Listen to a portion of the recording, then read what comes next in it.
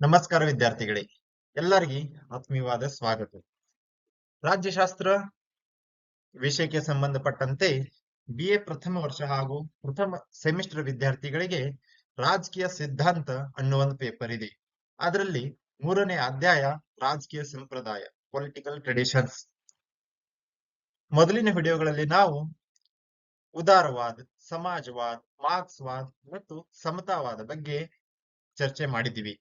ಈ ವಿಡಿಯೋದಲ್ಲಿ ನಾವು ಬಹುಸಾಂಸ್ಕೃತಿಕವಾದ ಅಂದ್ರೆ ಮಲ್ಟಿಕಲ್ಚರಲಿಸಂ ಬಗ್ಗೆ ಚರ್ಚೆ ಮಾಡೋಣ. ನಾನು ಸೋಮಲಿಂಗ ಪಾಟೀಲ್, ಸಹಾಯಕ ಪ್ರಾಧ್ಯಾಪಕ, ಸರ್ಕಾರಿ ಪ್ರಥಮ ದರ್ಜೆ college Athani. Moderator Shivanand Jamadar sir. ಬಹುಸಂಸ್ಕೃತಿಯವಾದ ಮಲ್ಟಿಕಲ್ಚರಲಿಸಂ.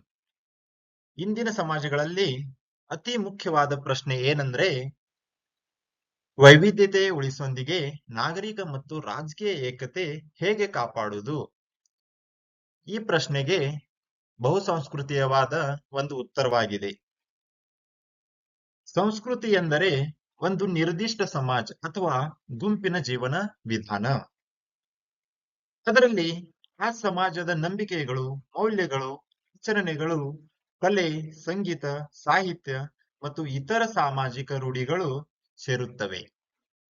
ಇಂಥ ಅನೇಕ ಸಂಸ್ಕೃತಿ ಹೊಂದಿರ ಸಮಾಜಕ್ಕ ನಾವು ಬಹುಸಾಂಸ್ಕೃತಿಕ ಸಮಾಜ ಎಂದು ಕರೆಯುತ್ತೀವಿ.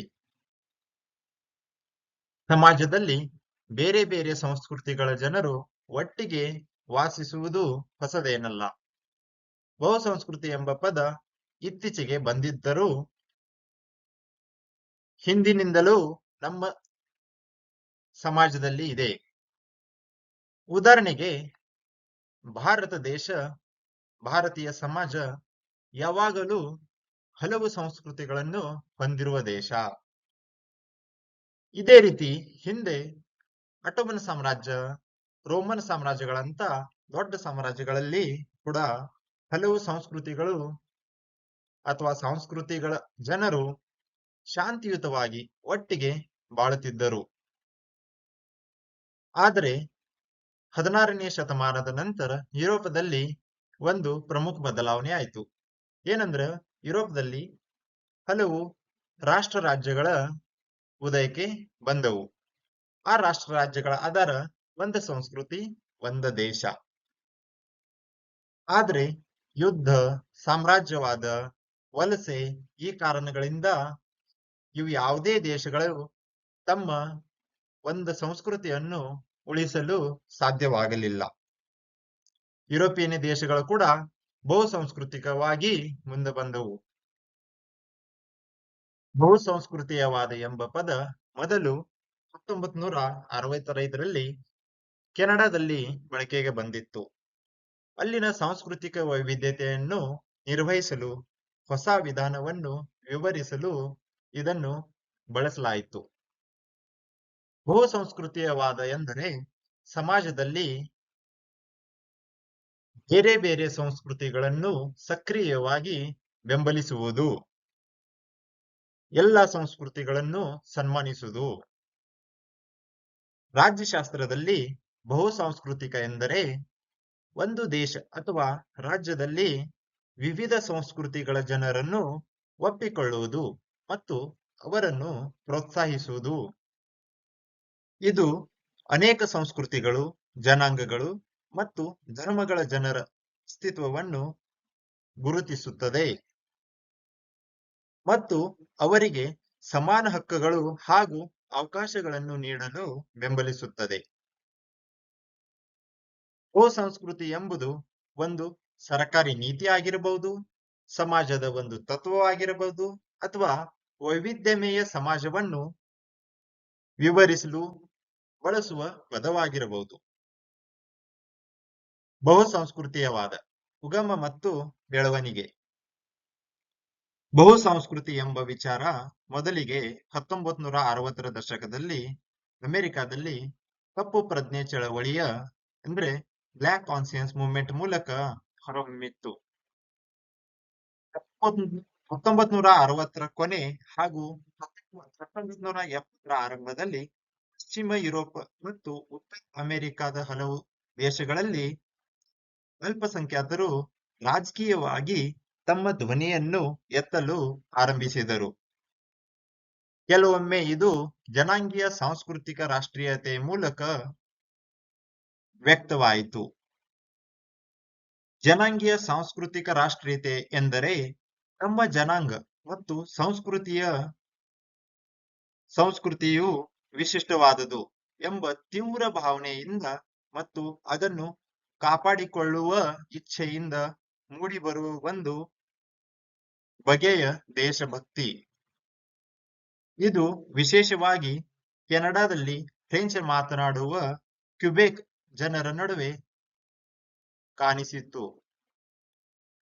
ಎರಡನೇ ವಿಶ್ವ ಯುದ್ಧದ ನಂತರ ಅಂದರೆ 1945ರ ನಂತರ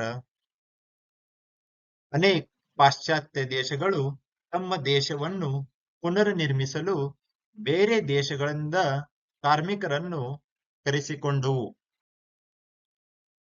ಕಾರ್ಮಿಕರು ತಮ್ಮದೇ ಆದಂತ ಒಂದು ಸಂಸ್ಕೃತಿಯನ್ನು ಹೊಂದಿದ್ದರು. ನಂತರದ ದಶಕಗಳಲ್ಲಿ ಇವರು ತಮ್ಮ ಹಕ್ಕುಗಳಿಗಾಗಿ ಹೋರಾಟ ಆರಂಭಿಸಿದರು. ಹೋದ ಶತಮಾನದ ಕೊನೆಯ ದಶಕದಲ್ಲಿ ಕೊಲ್ಯಾಪ್ಸ್ ಆಫ್ USSR, ಜಾಗತಿಕೀಕರಣ ಹಾಗೂ ಯುದ್ಧಗಳಿಂದ ಗಡಿ ದಾಟುವ ಜನರು ಪ್ರಮಾಣ ಇನ್ನಷ್ಟು ಹೆಚ್ಚಾಯಿತು. ಬಹುಸಂಸ್ಕೃತಿಯವಾದದ ಪ್ರಮುಖ ಆಯಾಮಗಳು: ಒಂದು, ರಾಜಕೀಯ ಗುರುತಿಸುವಿಕೆ ಎಂದರೆ ಸಮಾಜದಲ್ಲಿ ವಾಸ ಮಾಡುತ್ತಿರುವ ಪ್ರತಿಯೊಂದು ಸಾಂಸ್ಕೃತಿಕ ಗುಂಪುಗಳಿಗೆ ಸಮಾನ ರಾಜಕೀಯ ಹಕ್ಕುಗಳು, ಮರುಹಂಚಿಕೆ ಮತ್ತು ಗುರುತಿಸುವಿಕೆ ಸಮಾನವಾಗಿ ಸಿಗಬೇಕು. ಪ್ರತಿಯೊಂದು ವ್ಯಕ್ತಿ ಹೇಗೆ ಸಮಾನವೋ ಹಾಗೆ ಪ್ರತಿಯೊಂದು ಸಂಸ್ಕೃತಿನೂ ಸಮಾನವು. ಯಾವುದೇ ಸಂಸ್ಕೃತಿ ಶ್ರೇಷ್ಠ ಅಥವಾ ಕನಿಷ್ಠ ಅಲ್ಲ. ಎಲ್ಲರಿಗೂ ರಾಜಕೀಯವಾಗಿ ಸಮಾನ ಅವಕಾಶ ಸಿಗಬೇಕು. ಎರಡನೇ ಆಯಾಮ ಸಂಸ್ಕೃತಿ ಮತ್ತು ಅಸ್ಮಿತೆ. ಪ್ರತಿಯೊಂದು ಸಂಸ್ಕೃತಿಯ ಜನರಿಗೆ ನಮ್ಮ ಸಂಸ್ಕೃತಿ ಬಗ್ಗೆ ಹೆಮ್ಮೆ ಇರುತ್ತದೆ. ಇದು ಜನರಿಗೆ ತಮ್ಮ ಸಾಂಸ್ಕೃತಿಕ ಗುರುತನ್ನು ಸಾರ್ವಜನಿಕವಾಗಿ ಗುರುತಿಸಿದಾಗ ಇದು ಜನರಿಗೆ ತಾವು ಎಲ್ಲಿಂದ ಬಂದವರು ಎಂಬ ಸಾಮಾಜಿಕ ಮತ್ತು ಐತಿಹಾಸಿಕ ಬೇರುಗಳ ಬಲವಾದ ಭಾವನೆಯನ್ನು ನೀಡುತ್ತದೆ. ಇದು ಜನರಿಗೆ ಸ್ಥಿರತೆ ಮತ್ತು ಎಲ್ಲರೂ ಕೂಡಿ ಇರಬೇಕು ಎನ್ನುವ ಭಾವನೆಯನ್ನು ತರುತ್ತದೆ. ಬಹುಸಂಸ್ಕೃತಿಯವಾದದ ಮೂರನೇ ಆಯಾಮ ಅಲ್ಪಸಂಖ್ಯಾತರ ಹಕ್ಕುಗಳು. ಇದನ್ನು ನಾವು ಮುಂದಿನ ಸ್ಲೈಡ್ದಲ್ಲಿ ಸವಿಸ್ತರವಾಗಿ ನೋಡೋಣ. ನಾಲ್ಕನೇದ ಆಯಾಮ ವೈವಿಧ್ಯತೆ. ಬಹುಸಂಸ್ಕೃತಿಯವಾದಿಗಳು ವೈವಿಧ್ಯತೆಯನ್ನು ಬರೇ ಬೇಕಾದ ಮಾತ್ರ ಅಲ್ಲದೆ ಆಚರಿಸಬೇಕಾದದ್ದು ಎಂದು ನಂಬುತ್ತಾರೆ. ಇವರು ವೈವಿಧ್ಯತೆಯು ಸಂಘರ್ಷ ಹಾಗೂ ಅಸ್ಥಿರತೆಗೆ ಕಾರಣವಾಗುತ್ತದೆ ಎಂಬ ಕಲ್ಪನೆಯನ್ನು ದೃಢವಾಗಿ ತಿರಸ್ಕರಿಸುತ್ತಾರೆ. ವಿವಿಧತೆಯಲ್ಲಿ ಏಕತೆ ಅನ್ನೋ ತತ್ವವನ್ನು ಇವರು ಪ್ರಸ್ತಾಪ ಮಾಡುತ್ತಾರೆ.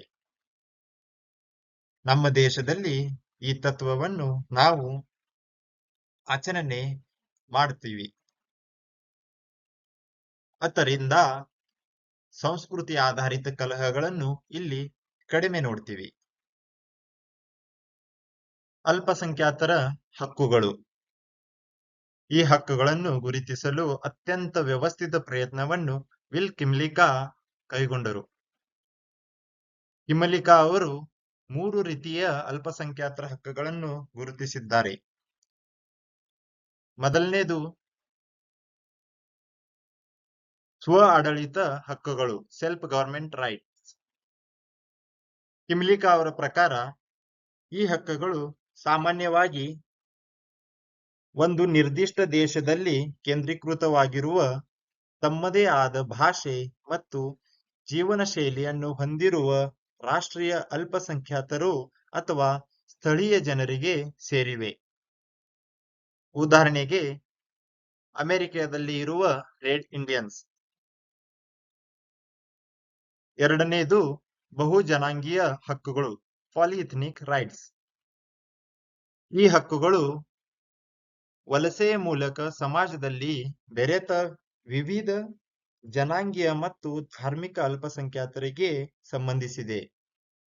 ಈ ಹಕ್ಕುಗಳು ತಮ್ಮ ವಿಶಿಷ್ಟ ಸಂಸ್ಕೃತಿ ಮತ್ತು ಪದ್ಧತಿಗಳನ್ನು ಉಳಿಸಿಕೊಳ್ಳಲು ಮತ್ತು ಆಚರಿಸಲು ಅವರಿಗೆ ಸಹಾಯ ಮಾಡುತ್ತದೆ.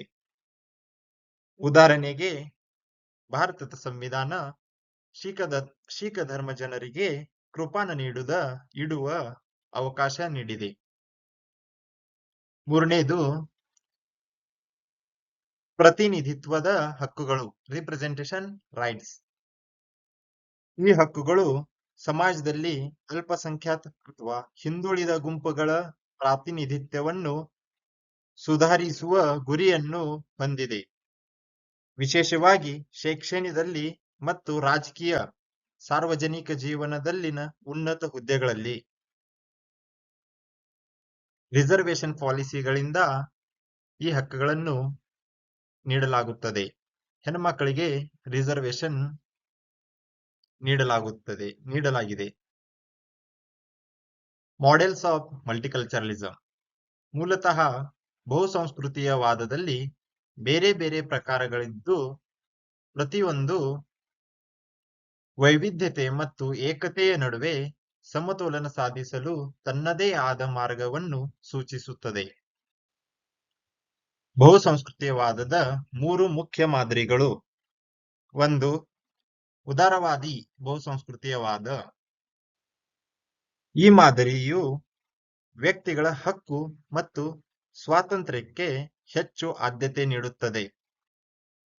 ಇದರ ಪ್ರಕಾರ ಸಮಾಜದಲ್ಲಿನ ಪ್ರತಿಯೊಬ್ಬ ವ್ಯಕ್ತಿಗೂ ಅವರು ಯಾವ ಸಂಸ್ಕೃತಿಗೆ ಸೇರಿದಾದರೂ ತಮ್ಮ ನಂಬಿಕೆಗಳು ಮತ್ತು ಜೀವನ ಶೈಲಿಯನ್ನು ಅನುಸರಿಸಲು ಸ್ವಾತಂತ್ರ್ಯವಿರಬೇಕೆಂದು ವಾದ ಮಾಡುತ್ತದೆ.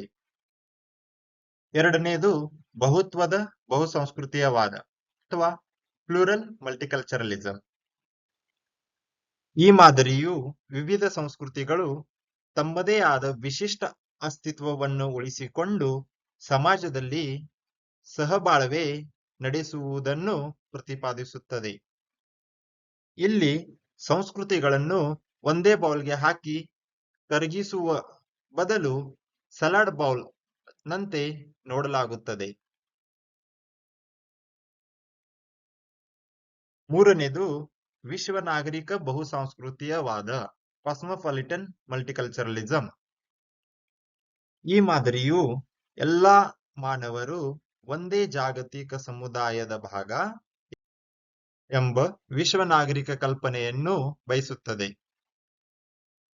ಇದರ ಪ್ರಕಾರ ವ್ಯಕ್ತಿಗಳು ತಮ್ಮ ಸಾಂಸ್ಕೃತಿಕ ಗುರುತನ್ನು ಉಳಿಸಿಕೊಳ್ಳುವುದರ ಜೊತೆಗೆ ಜಾಗತಿಕ ಮಟ್ಟದಲ್ಲಿ ಪರಸ್ಪರ ಸಂಬಂಧಗಳನ್ನು ಬೆಳೆಸಿಕೊಳ್ಳಬೇಕು ಮತ್ತು ಸಾಮಾನ್ಯ ಮಾನವೀಯ ಮೌಲ್ಯಗಳನ್ನು ಹಂಚಿಕೊಳ್ಳಬೇಕು. ಬಹುಸಂಸ್ಕೃತಿಯವಾದದ ವಿರುದ್ಧ ಟೀಕೆಗಳು. ಇದು ಕೆಲವರು ಬಹುಸಾಂಸ್ಕೃತಿಕವಾದ ವಿರುದ್ಧ ಟೀಕೆಗಳನ್ನು ಮಾಡಿದ್ದಾರೆ. ಅದರಲ್ಲಿ ಪ್ರಮುಖವಾದ ಕೆಲವು ಟೀಕೆಗಳು. ಇದು ಸಾಮಾಜಿಕ ಒಗ್ಗಟ್ಟನ್ನು ದುರ್ಬಲಗೊಳಿಸುತ್ತದೆ. ಎರಡನೇದು ಪ್ರತ್ಯೇಕತೆಯನ್ನು ಉತ್ತೇಜಿಸುತ್ತದೆ. ಮೂರನೇದು ಸಾಮಾನ್ಯ ಮೌಲ್ಯಗಳನ್ನು ಪ್ರಶ್ನಿಸುತ್ತದೆ. ನಾಲ್ಕನೇದು ಪೌರತ್ವವನ್ನು ದುರ್ಬಲಗೊಳಿಸುತ್ತದೆ. ಐದನೇದು ಸಾಂಸ್ಕೃತಿಕ ಸೇರಿರುವಿಕೆಯ ಭಾವನೆಯನ್ನು ಕಡಿಮೆ ಮಾಡುತ್ತದೆ ಎಂಬ ಹಲವು ಟೀಕೆಗಳನ್ನು ನಾವು ನೋಡ್ತೀವಿ. ಆದ್ರೆ ಯಾವುದೇ ದೇಶ ಅಥವಾ ಸಮಾಜದಲ್ಲಿ ಶಾಂತಿಯುತವಾಗಿ ಬಾಳಬೇಕೆಂದರೆ ಪ್ರತಿಯೊಂದು ಸಂಸ್ಕೃತಿಯನ್ನು ನಾವು ಸನ್ಮಾನ ಭಾವನೆಯಿಂದ ನೋಡಬೇಕು. Everyone should respect each and every culture. ಯಾಕಂದ್ರೆ ಪ್ರತಿಯೊಂದು ಸಂಸ್ಕೃತಿಗಳು ತಮ್ಮದೇ ಆದಂತ ಜೀವನ ಶೈಲಿಯನ್ನು ಹೊಂದಿರುತ್ತಾರೆ ಮತ್ತು ಯಾವುದೇ ಸಂಸ್ಕೃತಿ ಯಾವುದಕ್ಕಿಂತನೂ ಕಡಿಮೆ ಅಥವಾ ಹೆಚ್ಚದು ಅಲ್ಲ. ಧನ್ಯವಾದಗಳು.